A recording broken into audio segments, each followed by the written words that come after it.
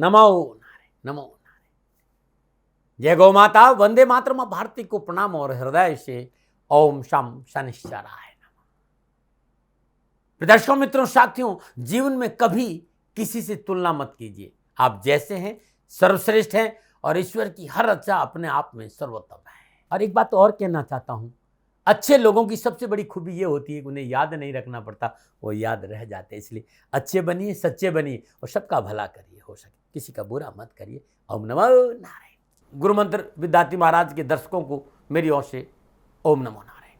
14 मई 2025, लगभग 13 साल के बाद बृहस्पति देव मिथुन राशि में प्रवेश करेंगे। बृहस्पति देव की राशि अधिपति बुध देव है और क्लासिक में बुध देव को बृहस्पति देव की संतान माना है। हाँ, जैसा कि शास्त्र कहते हैं कि बुध देव चंद्रदेव के पुत्र है, तो बहुत सी चीजें हैं जब वो बुध देव की राशि मिथुन में बृहस्पति देव प्रवेश करेंगे। इसलिए मैं एक विशेष वीडियो लेकर आपके सामने आया हूं।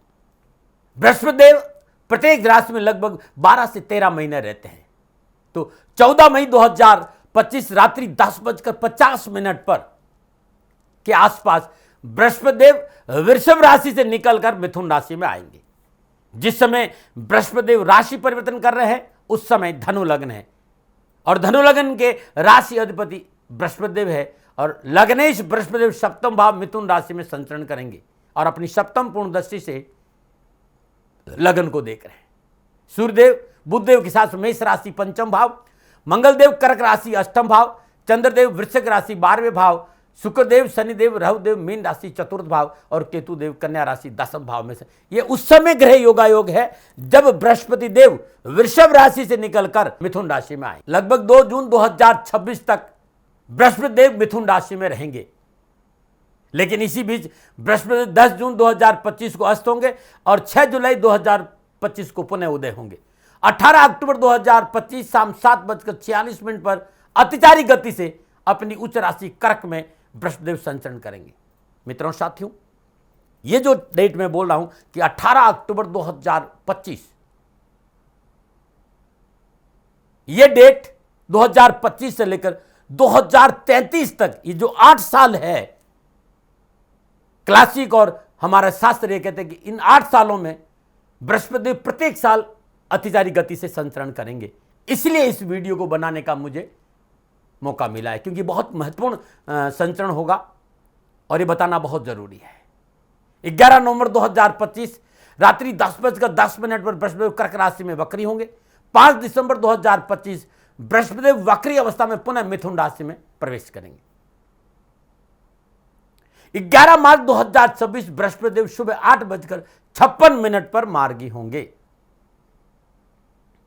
और 2 जून 2026 को बृहस्पति देव राशि परिवर्तन कर राशि में आ जाएंगे। मित्रों, साथियों, वीडियो बनाने के पीछे बहुत महत्वपूर्ण कारण है, क्योंकि मैदानी ज्योतिष पर चराचर जगत पर बृहस्पति देव के मिथुन राशि में संचरण का और अतिचारी गति 18 अक्टूबर जो अतिचारी गति करेंगे उसका एक विशेष प्रभाव रहेगा। साथियों, अर्थ, धर्म, ज्ञान, सुख, समृद्धि, आर्थिक संपन्नता, भौतिक क्षेत्र में उन्नति, दान, पुण्य, इन सब के कारक देवता बृहस्पति देव है। गोचर में बहुत कुछ परिवर्तन बृहस्पति देव की वजह से होगा। पुनर्जन्म के कर्म भी बृहस्पति देव से देखे जाते हैं। भौतिक क्षेत्र नहीं, आध्यात्मिक क्षेत्र में भी कितनी उन्नति करेगा यह जानकारी बृहस्पति देव से मिलती है। तो देवगुरु बृहस्पति धर्म, अर्थ, काम, मोक्ष, ये 4 प्रकार के पुरुषार्थ के दाता है और नवग्रह में सबसे नैसर्गिक शुभ ग्रह देवगुरु बृहस्पति है। महिलाओं के लिए बृहस्पति जीवन साथी का कारक है और पुरुषों के लिए धन का कारक है। यदि चंद्र लगन से देखा जाए तो आपकी जन्म राशि से दूसरे, 5वें, 7वें, 9वें और 11वें भाव में गोचर वर्ष बृहस्पति सदैव उत्तम और लाभदायक फल प्रदान करते हैं। बाकी शेष भाव में कुछ कम फल प्रदान करते हैं और कुछ भाव में प्रतिकूलता भी प्रदान करते हैं। मित्रों, साथियों, बृहस्पति देव वृद्धि के कारक है, इसलिए अच्छा हो या चाहे बुरा, अच्छे भाव में बैठेंगे अच्छा फल और बुरे भाव में बैठेंगे तो बुरा वृद्धि करेंगे, क्योंकि योग वृद्धि कारक है। 18 अक्टूबर 2025 से 5 दिसंबर 2025 गोचर में एक अद्भुत लाभकारी योग बनेगा, लेकिन मैदानी के हिसाब से अतिचारी गति कुछ अलग तरह का संकेत दे रहा, उस विषय पर मैं थोड़ी देर में आऊंगा। 14 मई 2025 को बृहस्पति मृगशिरा के प्रथम चरण में प्रवेश करेंगे। मृगशिरा नक्षत्र के स्वामी मंगलदेव है। बृहस्पति देव और मंगलदेव में अनुकूल मित्रता है। पिछले 50-55 सालों के अनुभव से कहता हूं कि बृहस्पति देव मृगशिरा नक्षत्र में जब संचरण करेंगे तभी सभी जातक अपने कार्य में बहुत सजग, बहुत चौकन्ना और बहुत ही व्यवस्थित ढंग से काम करेंगे। न चाहते हुए व्यक्ति चारों ओर से चौकन्ना रहेगा, क्योंकि मृगशिरा नक्षत्र का जो सिंबल है वो हिरण का सिर है, और हिरण का सिर यानी गति, हिरण में गति बहुत ज्यादा है, वो तेज गति से भागता है। जिस भाव में बृहस्पति विराजमान होंगे उस भाव में एक विशेष गति आएगी, चपलता आएगी, चंचलता आएगी। उस भाव के कारकों के प्रति आप स्वतः ही सजग हो जाएंगे। जैसे यदि बृहस्पति पंचम भाव में है तो संतान को लेकर, शिक्षा को लेकर, शेयर मार्केट को लेकर, खेल के मैदान को लेकर युवा सजग रहेंगे। इन सब को लेकर व्यक्ति सजग हो जाएगा। यदि धन भाव है तो धन को लेकर सजग होगा, और कर्म भाव में है तो काम को लेकर, नौकरी लेकर सजग होगा, जॉब को लेकर सजग होगा। 2025 की अभी पहले चर्चा कर लेता हूं। 13 जून को बृहस्पति देव आद्रा नक्षत्र में प्रवेश करेंगे, और आद्रा नक्षत्र स्वामी राहु देव। यह समय एक विशेष तरह का दुस्साहस का होगा। आपकी निर्णय क्षमता प्रभावित होगी। हर क्षेत्र में आप विस्तार के बारे में सोचेंगे और बहुत एनर्जेटिक आप रहेंगे। यह प्रभाव उस भाव पर भी पड़ेगा जिस भाव में बृहस्पति देव संचरण करें या जिस भाव में राहु देव संचरण करें। 13 अगस्त 2025 को बृहस्पति देव पुनर्वसु नक्षत्र में प्रवेश करेंगे, और पुनर्वसु नक्षत्र मिथुन और कर्क दोनों में आता है, और पुनर्वसु नक्षत्र के अधिपति देवता बृहस्पति देव है। आपकी सोच में बृहस्पति देव का प्रभाव आएगा, यानी वैचारिक क्षमता, ज्ञान, धर्म, आराधना, आध्यात्म, ये सारी चीजें प्रभावित होगी। पुनः एक बार समझने की कोशिश कीजिएगा। बृहस्पति देव उच्च शिक्षा, सौम्य विचार, सकारात्मक सोच, भाग्य, संतान, बैंक बैलेंस, लीडरशिप, धर्म, देश विदेशों का भ्रमण, इन सब के कारक बृहस्पति देव कहीं न कहीं आपको इन सब कार्यों में सुख प्रदान करेंगे। वास्तव में बृहस्पति देव यदि आपके लिए शुभ प्रभाव में विराजमान है, शुभ स्थान में बैठे हैं, शुभ भाव में बैठे, तो निश्चित इन सारी वस्तुओं की प्राप्ति आप होगी। गोचर का फल बहुत प्रभावशाली रहेगा। अब मैं आपको यह जनाना चाहता हूं, यह बताना चाहता हूं कि मैदनी ज्योतिष की मैं बात कर रहा हूं। चराचर जगत में 14 मई 2025 से लेकर 2033 के बीच में बृहस्पति देव की अतिचारी गति प्रत्येक साल में होगी, और इस गति की वजह से बहुत कुछ बदलने वाला है। इन वर्षों में प्रत्येक साल में एक बार, 8 साल है, ये 8 साल है 2025 से 2033 तक। इन 8 सालों में बृहस्पति देव फास्ट फॉरवर्ड मोशन में गति करेंगे। ये 8 साल विश्व के लिए मैदनी ज्योतिष के हिसाब से परिवर्तन के अनेक संकेत मिल रहे हैं। जिन जिन चीजों के कारक बृहस्पति देव है उन सब में भारी मात्रा में बदलाव का संकेत नजर आ रहा है, ट्रांसफॉर्मेशन का संकेत नजर आ रहा है। भारतीय क्लासिक में ज्योतिर्विद वैद्यनाथ जी ने कहा है कि education system, social media, finance, banking, आध्यात्मिकता, धर्म, स्पेस, वेदर, क्लाइमेट, न्यायिक व्यवस्था, मेडिसिन के क्षेत्र में बृहस्पति का विशेष प्रभाव है, और इस क्षेत्र में बहुत कुछ परिवर्तन का संकेत नजर आ रहा है। सभी ग्रहों के साथ वर्ष में एक बार 8 साल तक बृहस्पति देव की गति में परिवर्तन आएगा, और 14 मई 2025 से लेकर 2033 तक प्रत्येक साल में एक बार अतिचारी गति से भ्रमण करेंगे, और ये 8 साल विशेष परिवर्तन के संकेत दे रहे। ज्योतिर्विद आचार्य मिश्र ने एक जगह कहते हैं कि जब बृहस्पति देव अतिचारी होंगे तो कुछ एरिया में सकारात्मक परिणाम भी मिलेंगे और कुछ एरिया में नकारात्मक परिणाम भी देखने को मिलेंगे। मित्रों, साथियों,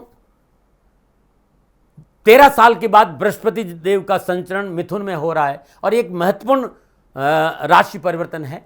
इसलिए मैं 10 से 12 मिनट इसकी भूमिका जरूर आपको समझाने की कोशिश करूंगा। यदि आपको यह लगता है कि आपको भूमिका को नहीं सुनना है और राशिफल पे जाना है तो YouTube में फॉरवर्ड की व्यवस्था है, आप जरूर जाइए। लेकिन मेरा निवेदन है कि पूरा सुनना बहुत जरूरी है, जिससे कि आपको चीज समझ में आ रहा है कि मैं ये राशिफल क्यों बता रहा हूं, न मना रहे। मित्रों, साथियों, अध्ययन, अनुभव, आचार्य के मतानुसार स्पेस के कारक बृहस्पति देव है। स्पेस की वेदर और स्पेस में बहुत कुछ परिवर्तन का संकेत नजर आ रहा है। इसका संकेत पंडित कल्याण वर्मा जी ने भी एक जगह दिया है। आकाशाम गुरु यानी स्पेस एक्सप्लोरेशन अपनी चरम सीमा पर होगा। स्पेस की यात्राएं बढ़ेगी, और स्पेस को लेकर बहुत सी घटनाओं का संकेत भी नजर आ रहा है। स्पेस के वेदर को लेकर क्लाइमेट को लेकर बहुत सी नई जानकारियां आपको प्राप्त होगी। एक बात और कहना चाहता हूं, विश्व के राष्ट्रों में सीमा विवाद जमीन पर नहीं, स्पेस पे भी इस विषय को लेकर टकराव और तनाव का संकेत नजर आ रहा है। क्लासिक में, ज्योतिष में एक सूत्र मिलता है, कोश स्थलम जीवातः, यानी पूरे विश्व में बैंकिंग सेक्टर में रिफॉर्म का संकेत मिल रहा है। यानी जो इकोनॉमी है विश्व की, किसी एक व्यक्ति की दादागिरी नहीं चलेगी भाई। इकोनॉमिक रिफॉर्म का संकेत नजर आ रहा है विश्व में। एक न्यू वर्ल्ड ऑर्डर क्रिएट होगा विश्व में, ऐसा नजर आ रहा है।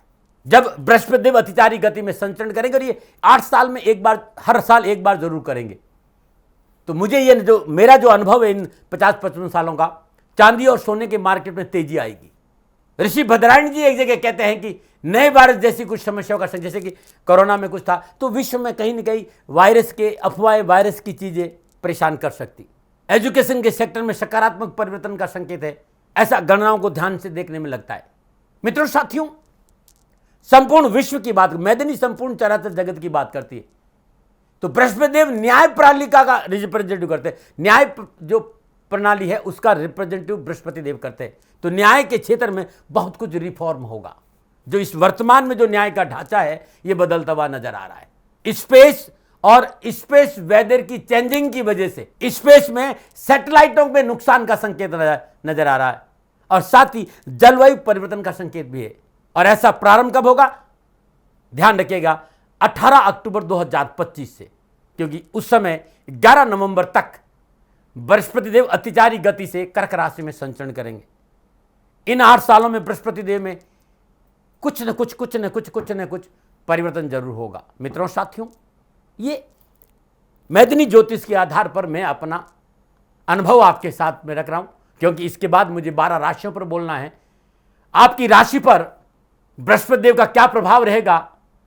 12 के 12 राशियों का राशिफल गुरुमंत्र में दाती महाराज पर बहुत जल्दी आ रहा है, लेकिन ये संपूर्ण चराचर जगत के लिए बहुत जरूरी था कि बृहस्पति देव का जो अतिचारी गति है ये 8 साल तक रहेगी, और प्रत्येक साल में एक बार जरूर होगी, और इसका प्रभाव संपूर्ण चराचर जगत पे पड़ा है। Prevention better than cure. मित्रों, साथियों, ये जो अनुभव है 55 सालों की क्लासिक साधना के आधार पर, ज्योतिष के आधार पर मैंने अपना अनुभव आपसे शेयर किया। मैं प्रजापिता ब्रह्मानी हूँ, ना हथेली में सरसों उगाता हूँ। सेकंड ओपिनियन का अधिकार सदा मैं आपके देता हूँ। मैं वैज्ञानिकों से, आचार्यों से इस विषय पर शोध के लिए जरूर प्रार्थना करूंगा। सेकंड ओपिनियन का अधिकार है, मानो न मानो ये आपकी मर्जी है। इस विषय पर विज्ञानियों और विद्वानों को शोध अवश्य करना चाहिए। मैं राशिफल की सारी जानकारी आपको दूंगा, लेकिन ऐसा मेरा अनुभव था जो मैंने आपके सामने रखा, न बना रहे। मित्रों, साथियों, ये जो राशिफल है वो जनरल प्रोडक्शन है, ग्रह गोचर के आधार पर मेरा निजी आंकलन है। आप ये जानना चाहते हैं कि लगभग 13 साल के बाद बृहस्पति देव मिथुन राशि में संचरण कर रहे हैं, आपकी अपनी राशि पर क्या प्रभाव पड़ेगा, तो इसके लिए मुझे जन्म कुंडली चाहिए होती है। तो ये जनरल प्रोडक्शन है। आप अपने बारे में जानना चाहते हैं तो नीचे नंबर आ रहे हैं, इन नंबर पर संपर्क करके अवश्य मेरे से जानकारी हासिल कर सकते हैं। राशिफल चंद्र राशि पर आधारित है, नाम राशि पर आधारित है, लेकिन लगन को मैंने ध्यान में रखा है। फिर भी चंद्र राशि का राशिफल सटीक माना जाता है। राशिफल पुरुषों के लिए भी है, महिलाओं के लिए भी है, बुजुर्गों के लिए भी है और बच्चों के लिए भी है। नमन। अब आज मैं राशि चक्र, भव चक्र की सबसे अंतिम राशि यानी मीन राशि वालों के लिए, मीन राशि की राशि अधिपति बृहस्पति देव का मिथुन राशि में राशि परिवर्तन का क्या संकेत मिल रहा है, कैसा रहेगा मीन राशि वालों के लिए बृहस्पति देव का यह राशि परिवर्तन मिथुन राशि में। मीन राशि वालों को इस समय 7.5 का मध्य चरण चल रहा है, और बृहस्पति देव और शनिदेव का संबंध क्या लाभ देगा, क्या परेशान से मुक्ति देगी, या फिर जूझना पड़ेगा समस्याओं से, इस सारी बातों पर मैं अब चर्चा करूंगा। मीन राशि वालों के लिए बृहस्पति देव 10वें और लगन भाव के स्वामी होकर मिथुन राशि चतुर्थ भाव में संचरण करेंगे। चतुर्थ भाव में विराजमान बृहस्पति देव की पंचम दृष्टि तुला राशि अष्टम भाव, सप्तम दृष्टि धनु राशि 10वें भाव, और नवम दृष्टि कुंभ राशि 12वें भाव पर रहेगी। वर्तमान में शनिदेव और बृहस्पति देव का त्रिएकादश संबंध है। 14 मई से बृहस्पति देव और शनिदेव चतुर्दशम संबंध में संचरण करेंगे, और 18 अक्टूबर से 5 दिसंबर तक बृहस्पति देव और शनिदेव का नवम पंचम योग रहेगा। राहुदेव और बृहस्पति देव का संबंध षष्टक रहेगा। केतुदेव और बृहस्पति देव का संबंध त्रिकादश रहेगा। यानी मीन राशि और मीन लगन वालों के लिए बृहस्पति देव लगन और कर्म स्थान के स्वामी होकर मिथुन राशि चतुर्थ भाव में संचरण करेंगे। शनिदेव लाभ भाव और व्यय भाव के स्वामी होकर लगन भाव में संचरण करेंगे। चतुर्थ भाव में विराजमान बृहस्पति देव की पंचम दृष्टि जो तुला राशि अष्टम भाव पर है, कर्म स्थान पर है, 12वें भाव पर है और शनिदेव लगन में विराजमान पुरुषार्थ, व्यापार और कर्म भाव को प्रभावित करेंगे। यह समय आप लो स्तंभ की तरह दृढ़ होकर लड़ते हुए नजर आए। मीन राशि वाले राशि अधिपति बृहस्पति देव मिथुन राशि चतुर्थ भाव में संचरण उत्तम लाभ और सफलता का संकेत है, क्योंकि काल पुरुष की कुंडली में चतुर्थ भाव कर्क राशि और कर्क राशि में बृहस्पति देव उच्च के होते हैं। ये समय पूर्णतः अच्छा नजर आ रहा है। लाभ की अच्छी संभावनाओं का योग नजर आ रहा है। अकस्मात धन प्राप्ति के योग बनेंगे। सामाजिक पारिवारिक कारोबारी व्यवस्था में बहुत संतुलित रहेगी और प्रॉपर्टी सेल परचेज और व्यवसाय और नौकरी के क्षेत्र में कोई कमी नजर नहीं आ रही। बस निर्णय क्षमता मजबूत हो, सूझबूझ संयम से निर्णय लेंगे, अवश्य सफलता मिलेगी। हाँ, नौकरी में है तो शनिदेव ये कह रहे भी कड़ी मेहनत करनी पड़ेगी, कठिन परिश्रम का संघर्ष करना पड़ेगा। मेहनत और परिश्रम का उत्तम फल प्राप्त, थाली में परोस कर नहीं देंगे नौकरी में वो, लेकिन शनिदेव का यह संकेत है कि नौकरी व्यवसाय समाज में आगे बढ़ने का मौका मिलेगा। बस एक संकेत है मीन राशि वालों के लिए शनिदेव का कि मेहनत और परिश्रम और संघर्ष से मत घबराना, क्योंकि संघर्ष से ही आपके सिर पर ताज रखा जाएगा। नौकरी व्यवसाय में कुछ परिवर्तन का संकेत भी है, लेकिन परिवर्तन पारिवारिक रजाबंदी से करे तो अच्छा रहेगा। पारिवारिक जीवन में संतुष्टि मिलेगी, वैवाहिक जीवन संतुलित रहेगा, छोटे भाई बहन से मतभेद न हो, इस बात पर ध्यान देना पड़ेगा। ये प्रयास आपको खुद करना पड़ेगा।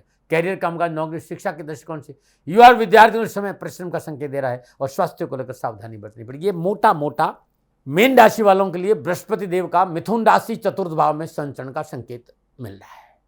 मित्रों, साथियों, ये जनरल प्रेडिक्शन है। आपकी चंद्र राशि के आधार पर ये मेरा निजी अनुभव है, जनरल प्रेडिक्शन है। लेकिन मैं ये कहना चाहूंगा कि आप यदि ये जानना चाहते हैं कि बृहस्पति देव आपकी जन्म कुंडली के हिसाब से ये एक साल कैसा संकेत दे रहे, तो उसके लिए आप चाहिए आपकी जन्म कुंडली, और आपकी जन्म कुंडली के लिए आपकी जन्म डिटेल चाहिए। उससे पता चलेगा कि आपकी जन्म कुंडली में किन किन ग्रहों का शुभ योग है और किन किन ग्रहों का दुर्योग है। आपस में ग्रह योगा योग, युति, दृश्यमन क्या संकेत दे रहे, क्या आपके लिए ठीक है या परेशानी का संकेत, कौन सी ग्रह की महादशा है, किस ग्रह की अंतर्दशा है, किस भाव की अंतर्दशा नाश और प्रत्यंतर दशा नाश पर किन ग्रहों की शुभ दृष्टि या अशुभ दृष्टि है, ये सब जानकारी आपकी जन्म कुंडली से मिलेगी। तो यदि आप ये जानना चाह लें कि बृहस्पति देव आपके लिए आने वाले समय में क्या संकेत दे रहे हैं, उसके लिए आप नीचे नंबर आ रहे हैं, व्यक्तिगत जानकारी के लिए इन नंबरों पर संपर्क करके आप जानकारी हासिल कर सकते हैं। आप स्वयं अपनी जन्म कुंडली बनवाकर मंगवा सकते हैं। जन्म कुंडली में सारा विस्तार से प्रेडिक्शन होगा। अब मैं जब ये बृहस्पति देव पूरे साल और ग्रहों के साथ योगा योग, दर्शन, युति संबंध स्थापित करेंगे, तब क्या प्रभाव पड़ेगा आपकी राशि, कामकाज, कारोबार, नौकरी, व्यवसाय, समाज, परिवार, स्वास्थ्य और शिक्षा के हिसाब से अब मैं विस्तार से बात करूंगा। ये मोटा मोटा जो मैंने बताया, मैं विस्तार से बात करूंगा प्रत्येक विषय के बारे में। लेकिन पुनः निवेदन है कि ये जनरल प्रेडिक्शन है। व्यक्तिगत जानकारी हासिल करने के लिए कि आपके लिए बृहस्पति देव का संचरण कैसा रहेगा, तो नीचे नंबर आ रहे हैं, इन नंबरों पर संपर्क कर ले। अब मैं सबसे पहले राशि के युवा और विद्यार्थियों के लिए चर्चा करूंगा। मीन राशि के युवा और विद्यार्थियों के लिए कैरियर, कामकाज, कारोबार, शिक्षा के दृष्टिकोण से सफलता के लिए मेहनत करनी पड़ेगी, प्रयास करना होगा। प्रयासों के अनुकूल कार्य सफलता के प्रबल योग है। युवाओं के लिए कैरियर और कामकाज को लेकर उत्तम समय का संकेत नजर आ रहा है। कैरियर और एजुकेशन में सफलता मिलेगी, कार्यों की रुकावट और निराशा से मुक्ति मिलेगी, परिवार का पूर्ण सहयोग मिलेगा, लेकिन थोड़ी सी मेहनत के बाद। रिसर्च, शोध, यूपीएससी के क्षेत्र में सफलता के अच्छे मौके। युवाओं को विभागीय परीक्षा और कंपटीशन के लिए मेहनत करना पड़ेगा। जन्मभूमि से दूर जाकर थोड़ा सा अध्ययन करना चाहते हैं तो उनके लिए थोड़ी सी मेहनत का संकेत, लेकिन समय पक्ष में है। हाँ, इस समय वाहन सावधानी से चलाइए, जल्दबाजी से बचे तो अच्छा रहेगा। इसके साथ ही मन की चंचलता पर आपको अंकुश लगाना पड़ेगा। मीन राशि वालों, इस बात का ध्यान रखिएगा कि मन की चंचलता पर अंकुश लगाना बहुत जरूरी। 10 जून से 6 जुलाई और 11 नवंबर से वर्ष के अंत तक प्राइमरी और हायर एजुकेशन के क्षेत्र में नकारात्मक प्रभाव को देखने को मिलेंगे। ऐसा ग्रह नक्षत्रों का संकेत है। एडमिशन को लिए उठापटक का संकेत है। कैरियर और कारोबार में भी इस समय अंतराल में अनावश्यक परेशानी, उठापटक आ सकता है, सावधानी से काम करिएगा। समय 10 जून से 6 जुलाई और 11 नवंबर से वर्ष के अंत तक का समय थोड़ा सा सावधानी का संकेत दे रहे हैं, न बनाए। तब मैं बात करूंगा कारोबार, कैरियर और आर्थिक दृष्टिकोण। मीन राशि वालों के लिए लगन और 10वें भाव के स्वामी बृहस्पति चतुर्थ भाव में संचरण कर रहे हैं। लगन भाव, शुक्र भाव, कर्म भाव, अष्टम भाव और द्वादश भाव को एक साथ एक्टिवेट कर रहे हैं बृहस्पति देव। शनिदेव और बृहस्पति देव का संबंध त्रिकादश संबंध है, चतुर्दशम संबंध है, नवम पंचम संबंध है। इसकी वजह से मैं मीन राशि वालों से कहूंगा कि मेहनत और परिश्रम करिएगा, व्यवस्थित व्यवस्था रखिएगा, साढ़े साथ ही से भयभीत होने की जरूरत नहीं है। कारोबार में अनुकूलता आएगी, कारोबार में किए प्रयास सार्थक परिणाम देंगे, नई कारोबारी संबंध में रहेंगे और कारोबार में पार्टनरशिप का लाभ मिलेगा, व्यवसाय विस्तार का अवसर मिलेगा, व्यवसाय में आर्थिक पक्ष सुदृढ़ होगा, आपकी कार्यशैली की वजह से समाज में आपकी यश और कीर्ति बढ़ेगी। परंतु 10 जून से 6 जुलाई और 11 नवंबर से वर्ष के अंत तक समय आपको अपने खर्चों पर नियंत्रण करना होगा। संयम और धैर्य से काम किया तो धन संबंधी परेशानियों का सामना आपको नहीं करना पड़ेगा, लेकिन यह समय थोड़ा सा सावधानी का संकेत जरूर दे रहा है। फिर भी मैं आपसे कहना चाहूँगा, जो लोग आपके साथ काम कर रहे हैं उनकी हर बात को मानना भविष्य के लिए अच्छा संकेत नजर नहीं। ध्यान दें, कोई भी सलाह आपको देता तो उस पर रिसर्च करें, शोध करें, स्व अवलोकन करें, परिवार की रजामंदी ले, तब आगे बढ़े। इस समय गोचर इस बात का भी संकेत दे रहा है कि जमीन जायदाद में निवेश करना नुकसानदायक हो सकता है। माता जी का स्वास्थ्य प्रभावित हो, कब? 10 जून से 6 जुलाई और 11 नवंबर के वर्ष के अंत तक, ये समय सावधानी का। इस समय में कोर्ट कचहरी के मसलों में समझौतावादी नीति अपनाना होगा। यह भावना कि मैं ही सर्वासर्व हूं, इससे बाहर आना पड़ेगा। आप ही सर्वसर्वा है, यह भावना आपको मुसीबत में डाल देगी। नौकरी के मसलों पर ध्यान से काम करना पड़ेगा। व्यर्थ का जोखिम मुसीबत में डाल सकता है। व्यवसाय, नौकरी, समाज, परिवार, अनावश्यक विवाद, उठापट का संकेत नजर आ रहा है। जॉब में भी प्रतिकूल परिवर्तन का संकेत है। लेकिन आप युवा हैं, खेल के मैदान में हैं या आप फिल्म इंडस्ट्री में हैं, तो मैं कुछ हद तक आपको नवीन संबंध, नए लाभ जरूर मिलेंगे, ऐसा मुझे लगता है। अधिक माल की जमाखोरी ना करें, टैक्स चोरी से बचे, टैक्स में लापरवाही नहीं करें, चाहे वो सेल टैक्स हो, चाहे जीएसटी हो, चाहे इनकम टैक्स हो, आपको नुकसान उठाना पड़ेगा। कर्मचारी वर्ग पर विशेष ध्यान देना होगा। पारिवारिक सामाजिक दृष्टिकोण से मिथुन राशि में बृहस्पति का चतुर्थ भाव में सामाजिक पारिवारिक मामलों में शुभ संकेत दे रहा है। जीवन साथी का पूर्ण सहयोग प्राप्त होगा। वैवाहिक दृष्टिकोण समय अति अनुकूल है और वैवाहिक समस्या का निवारण होगा और पारिवारिक सामाजिक दृष्टिकोण से समय आपके लिए अच्छा और लाभदायक रहेगा। पारिवारिक सदस्यों का पूर्ण सहयोग मिलेगा। दाम्पत्य संबंधों में संतुष्टि रहेगी। जीवन साथी का स्नेह अपनों तो आपके आत्मबल को बढ़ाएगा और संतान संबंधी परेशानियों का निवारण होगा। निजी संबंधों को लेकर समय पूर्णतः आपके पक्ष में है। परिवार में विवाह योग्य सदस्यों का विवाह का प्रबल योग है और घर परिवार वातावरण खुशियों से भरा रहेगा। बच्चों के मंगल कार्य, विवाह संबंधी मसले हल होंगे। बच्चों के स्कूल कॉलेज के परिवर्तन में भी आपको सफलता मिलेगी। पुनः याद दिला रहा हूं, 10 जून से 6 जुलाई, 11 नवंबर से वर्ष के अंत तक छोटे भाई बहनों से क्लेश नहीं हो, इस बात पर ध्यान रखें। कारोबार और पारिवारिक मसलों में बुजुर्गों की सलाह लेकर काम करें, बुजुर्गों की सलाह इग्नोर नहीं करें। वाद विवाद और तर्क वितर्क से दूर रहेंगे तो अच्छा रहेगा। अमूमन स्वास्थ्य की दृष्टि से समय अनुकूलता का संकेत दे रहा है, स्वास्थ्य उत्तम रहेगा। व्यर्थ की चिंताओं को अपने ऊपर हावी नहीं, चिंताओं की वजह से स्वास्थ्य प्रभावित होगा। या कोई पुरानी बीमारी है या पारिवारिक कोई पिछला अनुवांशिक रोग चला आ रहा है और बीमारी है तो फिर चिकित्सा में लापरवाही नहीं, जैसे कि स्किन प्रॉब्लम है, डायबिटीज है, लंग्स है, हार्ट है, शुगर है, लीवर संबंधी कोई तकलीफ है तो तुरंत चिकित्सा का सहारा लीजिए। इसके साथ ही गोचर इस बात का संकेत दे रहा है कि आंख, कान, नाक, जोड़ों में दर्द, कंधों में दर्द, आंतों संबंधी कोई परेशानी है, शुगर है कोई ज़्यादा या पेट संबंधी कोई परेशानी, तुरंत चिकित्सा का सहारा लेना चाहिए। यात्राओं के दृष्टिकोण से बृहस्पति देव आपको अनुकूल लाभदायक यात्राओं का संकेत दे रहे। यह परिवर्तन यात्राओं का अत्यधिक योग बना रहा है। छोटी मोटी आसपास की यात्राओं से धन की प्राप्ति भी होगी, लेकिन यात्राओं में सावधानी बरतनी चाहिए। कुछ विशेष बातें, बृहस्पति देव और राहुदेव का द्विद्वादश संबंध, अपने आसपास के लोगों से आपको सावधानी अपेक्षित है। धोखा हो सकता है। बहुत मीठे लोगों से विशेष सावधानी बरते। गलत इंसान की गलत नीतियों की वजह से बना बनाया काम बिगड़ सकता है। धैर्य और संयम से व्यक्ति की पहचान जरूरी करे और जल्दबाजी में निर्णय नहीं ले।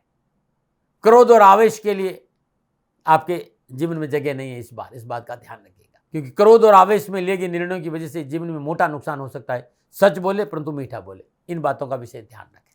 क्या उपाय करें, बहुत जरूरी है, क्योंकि 7.5 का मध्य चरण है। इसलिए हर रोज प्रातःकाल नित्य कर्म में स्नान उपरांत ओम शम शनिश्चराय नमः इस मंत्र की एक माला जाप करें। 1 मुट्ठी, 2 मुट्ठी, 3 मुट्ठी, जितनी आपकी श्रद्धा हो, तिल और शक्कर चींटियों को डालना बड़ा शुभ रहेगा। प्रत्येक शनिवार को सुंदरकांड और दशरथ का शनि स्तोत्र का पाठ करना आपके लिए उत्तम रहेगा।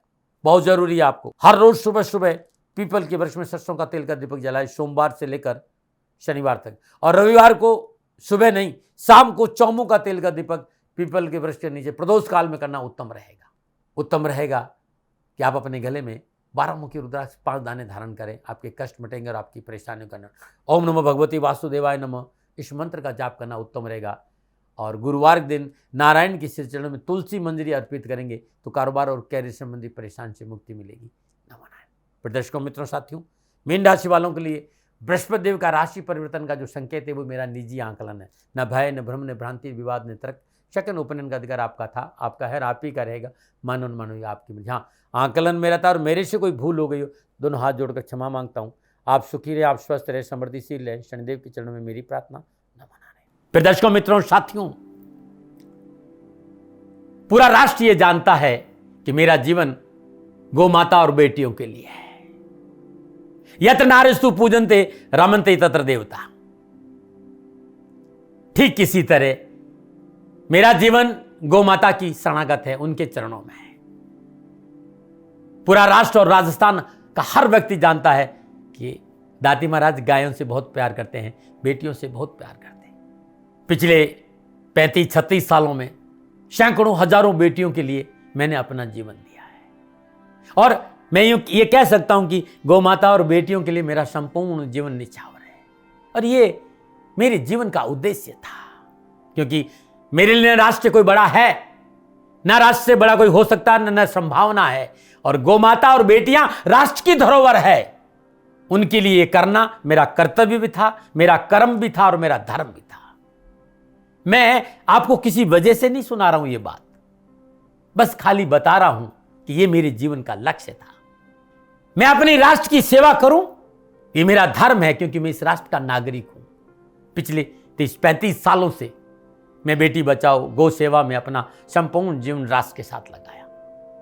समय बड़ा बलवान है, समय बलवान होता है साथियों।